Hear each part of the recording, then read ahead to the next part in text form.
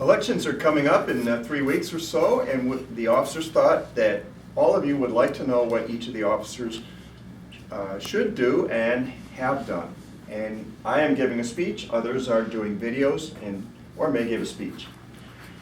As there are many aspects of the Vice President of Education, overall aspects. As the number 2 officer in the club, as the principal meeting planner, the VP of Ed fosters the advancement of each member, and these are quite different expectations. The simple one is, as the number 2 officer, the VP of Ed, or VP of E, Vice President of Education, assumes the role that the president has when the president is absent. As simple as that. With the president, the VPE works with the greater Toastmaster world when they, in the district, the division, the areas, when the club officers or the club meets with these people, the VP of Ed is expected to take part and contribute. A much more substantial role of the VP of Ed, but it's the temporal side. The temporal side of the job is to plan meetings and schedule meetings. Plan every meeting every week and all special events. So that includes initially assigning the roles at the meeting, choosing the type of meeting. Is it going to be an evaluation contest, an evaluation meeting, a speech, a 2-speech, 3-speech, 4-speech meeting. And then about 3 to 5 days before the actual meeting, hand oversight of the meeting over to the Toastmaster of the day, while keeping an eye on what is flowing along, what is not going right and what is going right, because ultimately we all want the meeting to go quite well. And stuff happens, fires break out, the VP of Ed is on top of it right up until the meeting begins. Meetings are planned 3 weeks in advance normally, and with Naomi's assistance we now have 6 weeks of meetings in advance. And the the VP of Ed answers a myriad of questions related from all the participants in the meeting, which always come up to put out the fires. Now fortunately, I shared this aspect of the role with Naomi, who graciously agreed to step into a co-vice president of education this past year.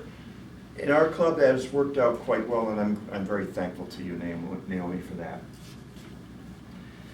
Another really important and more eternal and less temporal aspect is to meet with members to foster their advancement. Find out what the goals of each member is in terms of their speaking ability or leadership.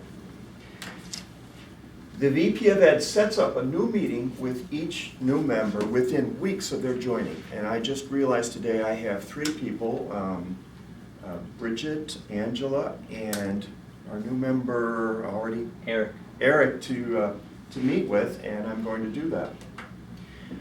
If the members are agreeable, set up a mentoring relationship. Pair an experienced member in the club, of which we have many in this club, with the inexperienced or new members. Get a mentoring and ongoing mentoring relationship going, and meet with members of all stages to find out what their goals are and help them set their goals. Another job is to plan contests. Fortunately in our club, this is often handed off, or we find a meeting chair or a contest chair, which is wonderful from my point of view, because that shares the leadership of the club. It distributes the experience and the leadership abilities in the club to many more members, and those members really need that anyway. Toastmasters does admit that the Vice President of Education may be the most demanding role of all, and I agree. We, in Eco Voices a year ago, chose to share the role with with co-vice presidents of education, and I think that is one good way that our club handles it. We also have committees or special chairs for the special events, like the public events and the contests. So, do seriously consider what I'm proposing to you, to consider stepping up into this officer role, Vice President of Education, if you believe in advancing the skills of your colleagues. Or, if not, offer your help in the many ways I've described to take on a special project or a certain leadership role. It's up to you. It's up to us.